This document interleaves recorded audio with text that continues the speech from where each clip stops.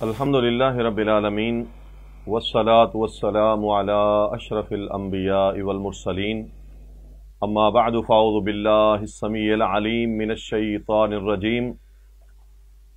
آپ بھائیوں کے سامنے اللہ کی توفیق سے اور اس کے خاص فضل سے آج 7ویں سپارے کی تفسیر اور اس کی کچھ تبیین انشاءاللہ پیش کریں گے۔ 7ویں سپارے کی ابتدا میں اللہ تعالیٰ نے کچھ ایسے لوگوں کا تذکرہ کیا ہے جو اللہ تعالیٰ کے کلام کو سنتے ہیں اور ان کے آنکھوں سے آنسو جاری ہو جاتے ہیں۔ یہ بعد اہل کتاب کے ان لوگوں کے بارے میں بھی آیت نازل ہوئی جو اسلام قبول کر چکے تھے، اور بعض روایتوں میں ہے کہ یہ نجاشی کے دربار میں جب مسلمانوں نے ان کے بلانے پر کہ آپ کے پاس اس اسلام میں سے کیا ہے، تو جعفر طیار نے آگے بڑھ کر سورۃ مریم کی تلاوت کی تھی، تو اس تلاوت کو سن کر اس نجاشی کی آنکھوں سے آنسو جاری ہو گئے تھے۔ یہ اللہ تعالیٰ کی کتاب ہے۔ اصل بات یہ ہے، اس کو آپ پڑھیں گے تو آپ کے دل میں فطرتی طور پر ایک نرمی پیدا ہوگی، اور اس نرمی کی وجہ سے پھر انسان کی آنکھوں سے آنسو جاری ہو جاتے ہیں۔ اللہ تعالیٰ کی کتاب انسان کے بدن پر ایک اثر رکھتی ہے، اور قرآن کہتا ہے کہ تقشعر منہ جلود، اس سے رونگٹے کھڑے ہو جاتے ہیں اور انسان نرم پڑ جاتے ہیں۔ یہ اللہ تعالیٰ کی کتاب کی تاثیر ہے، اور جب دل نرم پڑتا ہے تو آنکھوں سے آنسو جاری ہو جاتے ہیں۔ بعض روایتوں میں یہ بات بھی ملتی ہے کہ اربعۃ من الشقاء، 4 چیزیں انسان کی بدبختی کی علامت ہے۔ 4 چیزیں انسان کی بدبختی کی علامت ہے۔ ان میں سے ایک تو یہ ہے کہ لمبی لمبی آرزوئیں ہیں، لمبی لمبی خواہشیں ہیں، اور اس کی تکمیل کے لیے دنیا میں مارا مارا پھرتا ہے۔ دوسرا یہ ہے کہ جمود العین، جب انسان کی آنکھیں بہنا بند کر دیں تو سمجھو انسان بدبخت ہو گیا۔ تو اس سے پتہ چلتا ہے کہ اللہ تعالیٰ کی کتاب، اس کے سننے پر دل کا نرم ہونا، رونگٹوں کا کھڑا ہونا اور آنکھوں سے آنسو کا بہنا، یہ اللہ تعالیٰ کی رحمت کی دلیل ہے۔ لیکن افسوس یہ ہے، ہمارے ہاں تو قرآن پہ رونے کی بجائے لوگ دانش مر گیا ہے اس پہ روتے ہیں، فلموں کے سین پہ روتے ہیں۔ اور جی اس ڈرامے کے اس منظر نے تو میرا اتنا دل نرم کر دیا کہ میں رو دیا، میں رو دی۔ یہ آدم کی بیٹی قرآن پہ تو نہیں روتی، ڈراموں کے سین پہ روتی ہے۔ وہ جو ہے ہی ڈرامہ، کسی کو کہہ دو نا کہ ڈرامہ کر رہے ہو، وہ لڑ پڑتا ہے۔ اور یہ حوا کی بیٹی اور آدم کا بیٹا ڈرامے دیکھ دیکھ کر فطرتیں بناتا ہے، ڈرامے دیکھ دیکھ کر لباس بناتا ہے، ڈراموں کے سین سے ہی اپنے زندگی کے سلسلے بنانے کی کوشش کرتا ہے، اور جب وہ ہے ہی ڈرامہ تو اس کی زندگی بھی ڈرامہ رہے گی۔ تو یہ ڈرامے والی زندگی اللہ کو پسند نہیں ہے۔ اللہ تعالیٰ کو قرآن کے مطابق زندگی بنانا پسند ہے۔ اللہ تعالیٰ کہتے ہیں اتبعوا ما انزل الیکم من ربکم، اس کی پیروی کرو، اس کے پیچھے چلو جو تمہارے رب نے آسمان سے بھیجا۔ اور یہی وہ چیز ہے، اللہ تعالیٰ فرماتے ہیں کہ جب یہ سنتے ہیں ترا اعینہم تفیض من الدمع، ان کی آنکھوں کو دیکھو گے کہ آنکھوں سے آنسو کی لڑیاں جاری ہو جاتی ہیں۔ سبحان اللہ و بحمدہ۔ لہذا محترم مسلمان بھائیوں، اپنے دلوں میں نرمیاں پیدا کرو اور نرمی سے آنکھوں سے آنسو نکلتے ہیں، اور یہ آنسو نکل آئیں تو اس کی قیمت اللہ کے ہاں بہت زیادہ ہے۔ زندگی کے گناہ ایک آنسو کے قطرے سے اللہ تعالیٰ معاف کر دیتا ہے، لیکن شرط یہ ہے کہ یہ آنسو نکلے اللہ کے خوف سے ہوں، ڈراموں کے سین پر یہ قوم نہ رو رہی ہو۔ اللہ ہدایت دے ہم سب کو۔ اگلی آیت میں اللہ تعالیٰ نے قسم کے متعلق کچھ احکامات دیے ہیں۔ قسم اللہ تعالیٰ کی جب بھی کھانے کی ضرورت پیش آئے تو اللہ کی قسم کھانی چاہیے۔ کوشش کریں کہ آپ اپنا کردار اتنا اچھا رکھیں کہ آپ کو قسم کھانے کی ضرورت پیش نہ آئے۔ وہ کیا ہے؟ سچائی، دیانت، امانت۔ جب انسان کردار کا آلہ ہوتا ہے تو اس کو قسم کھانے کی ضرورت نہیں آتی پیش، اس پر لوگ یقین کر لیتے ہیں۔ ہاں البتہ کبھی کوئی قسم کا نوبت آ جائے تو اللہ کی قسم کھائیں، غیر اللہ کی قسم نہ کھائیں۔ ایک تو یہ بات۔ دوسری بات یہ ہے، بعض دفعہ روٹین میں ہم قسم کھاتے رہتے ہیں، اللہ کی قسم، واللہ باللہ تاللہ، تو یہ قسم ایسی ہے کہ اس پر اللہ تعالی کی طرف سے مواخذہ پکڑ نہیں ہے، معاف ہے۔ اور ایک قسم جو ہم نے دل کے مصمم ارادے سے کھائی، اگر وہ جھوٹی قسم کھائی، جان بوجھ کے کھائی، کسی کا مال ہتھیانے کے لیے کھائی، کسی پر جھوٹی گواہی دیتے ہوئے قسم کھائی، جھوٹی قسم کھائی اور دل کے ارادے سے کھائی، تو اس قسم پر اللہ کے ہاں پکڑ ہے۔ جب تک توبہ نہیں کریں گے یہ کبیرہ گناہ ہے۔ ایک قسم یہ ہے۔ قسم کی ایک صورت یہ ہے کہ بعض دفعہ ہم کسی حلال کو حرام کر لیتے قسم کھا کر، یا حرام کو حلال کر لیتے قسم کھا کر۔ اگر ایسی کوئی قسم کھا لی ہے تو اس قسم کو توڑ دینا چاہیے۔ مثلا بعض لوگ قسم کھا لیتے ہیں، اللہ کی قسم ایسے بات نہیں کروں گا، ہم ساری زندگی ان کے گھر نہیں جائیں گے، میں ساری زندگی اس کے ساتھ نرمی نہیں کروں گا، ساری زندگی کی قسمیں کھا لیتے ہیں اور وہ معاملہ غلط ہوتا ہے، تو یہ قسم توڑ دینی چاہیے اور قسم کا کفارہ دے دینا چاہیے۔ رسول اللہ صلی اللہ علیہ وسلم کے حدیث بھی ہے کہ اگر تم کسی بات پر قسم کھاؤ اور اس سے کوئی بہتر چیز دیکھو تو پھر اپنی قسم کا کفارہ دے دو۔ ایک بات یہ بھی سمجھ میں آئے، تو یہاں اللہ تعالیٰ نے کہا ہے جس کا قسم کا کفارہ ہے وہ یہی قسم ہے کہ آپ نے کسی حلال کو حرام کرنے کی قسم کھا لی، حرام کو حلال کرنے کی قسم کھا لی، اللہ کی قسم میں ساری زندگی سسرال نہیں جاؤں گا۔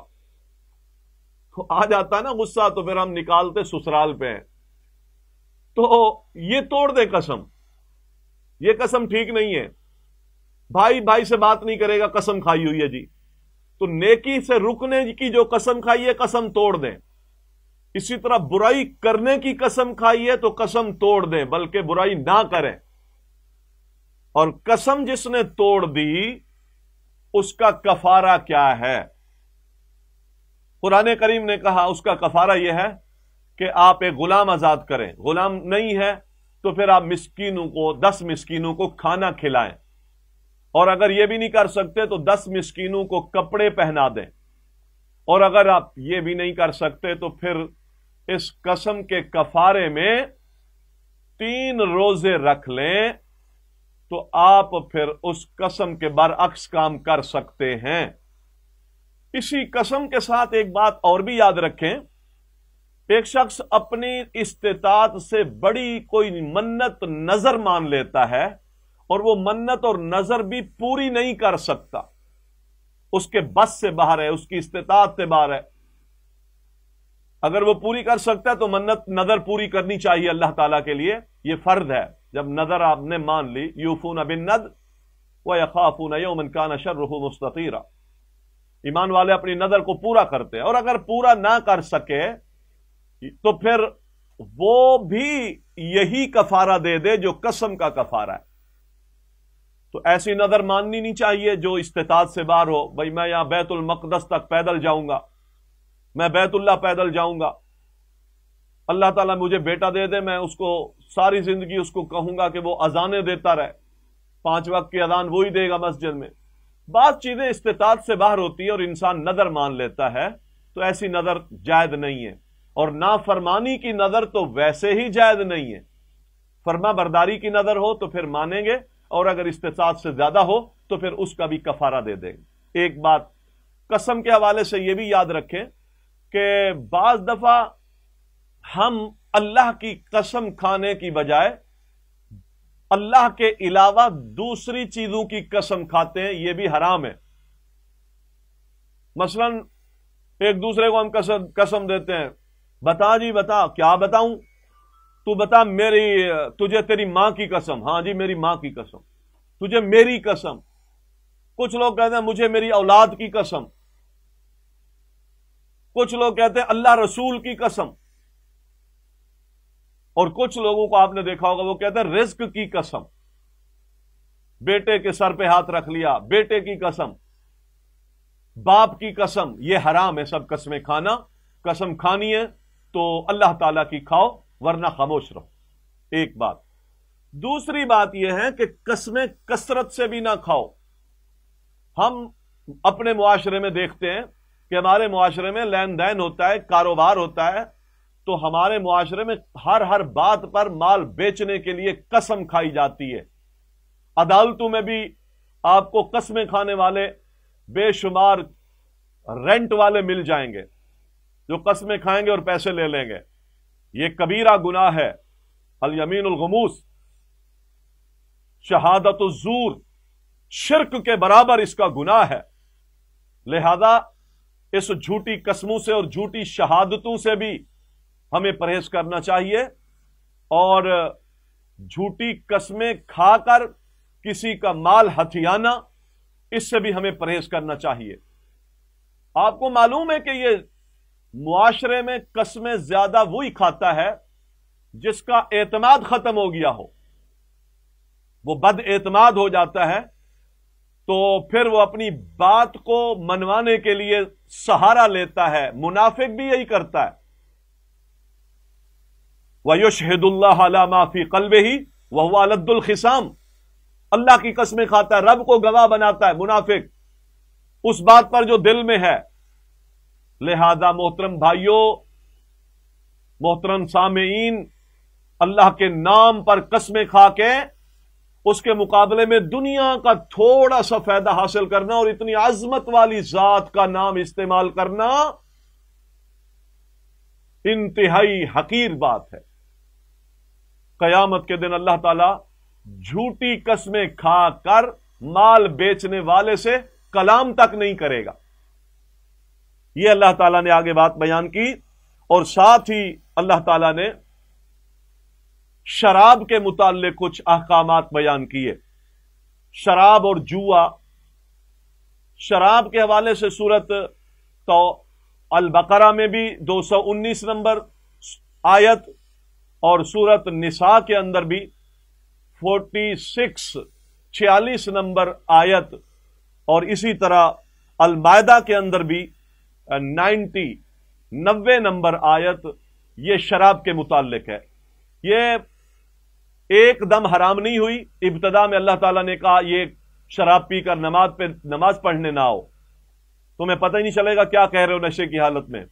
پھر اللہ تعالیٰ نے کہا کہ یہ گندی چیز ہے، اس میں نفع بھی ہے تو نقصان بھی اس کا زیادہ ہے، اس کا گناہ زیادہ ہے. اس سے پتہ چلتا ہے کہ بعض چیزوں کے نفع ہوتے ہیں لیکن نقصان نہیں کہا بلکہ گناہ زیادہ کہا.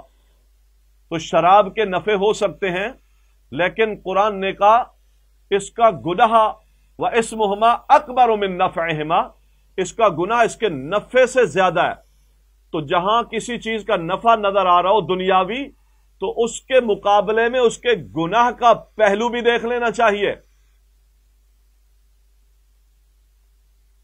حرام مال ہم لے رہے ہیں، وقتی طور پر پریشانیاں ٹل جائیں گی، چلو نفع ہو گیا، لیکن اس کا گناہ زیادہ ہے.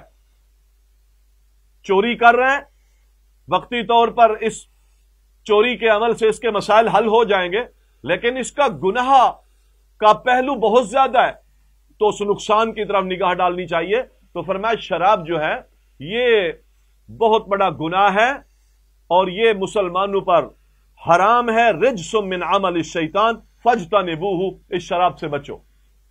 شراب ام الخبائث ہے۔ امت مسلمہ کی خلافت کو پارا پارا کرنے والے کاموں میں کبھی ہی کام یہ ہے کہ امت کے اندر شراب کا عام ہو جانا، گناہ کا عام ہو جانا۔ شراب تمام گناہوں کی جڑ ہے، ایک بات۔ دوسری بات یہ ہے، رسول اللہ صلی اللہ علیہ وسلم فرماتے کل مسکر خمر وکل خمر حرام، ہر نشہ دینے والی چیز شراب ہے اور ہر شراب حرام ہے۔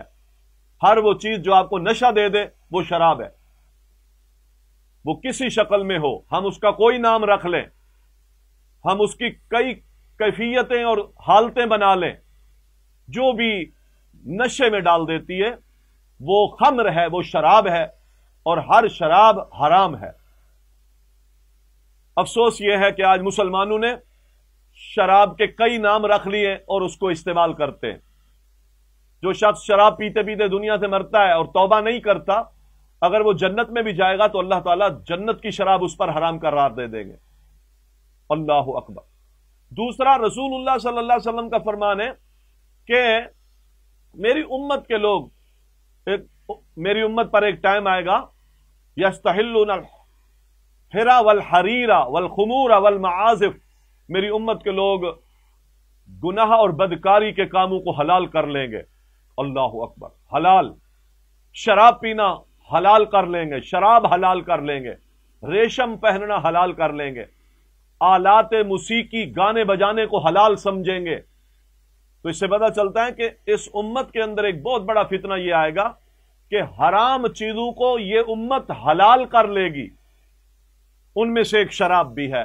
آج امت مسلمہ کے جوان، امت مسلمہ کے لوگ اپنی تقریبات میں، اپنے فنکشن میں، اپنی گاڑیوں میں، اپنے دفتروں میں جب تک اس شراب کا سلسلہ نہیں رکھتے اس وقت تک ان کی محفل سجتی نہیں ہے۔ انہیں اللہ تعالیٰ کا خوف کرنا چاہیے۔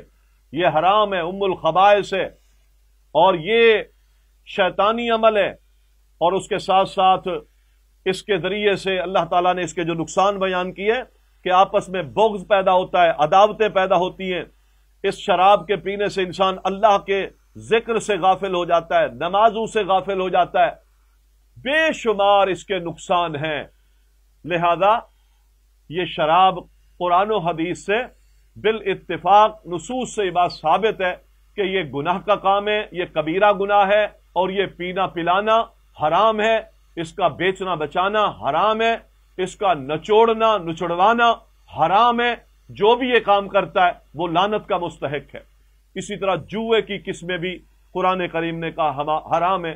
جوئے کی کوئی بھی ایسی قسم فرمایا حرام ہے۔ ہمارے ہاں اس کی کئی قسمیں ہیں، لاٹری ہے، قسمت پوڑی ہے، بولی والی کمیٹی ہے، ریفل ٹکٹ ہے، اسی طرح آپ نے دیکھا ہوگا پرائز باؤنڈ ہیں، اسی طرح انشورنس ہے، بیمہ زندگی۔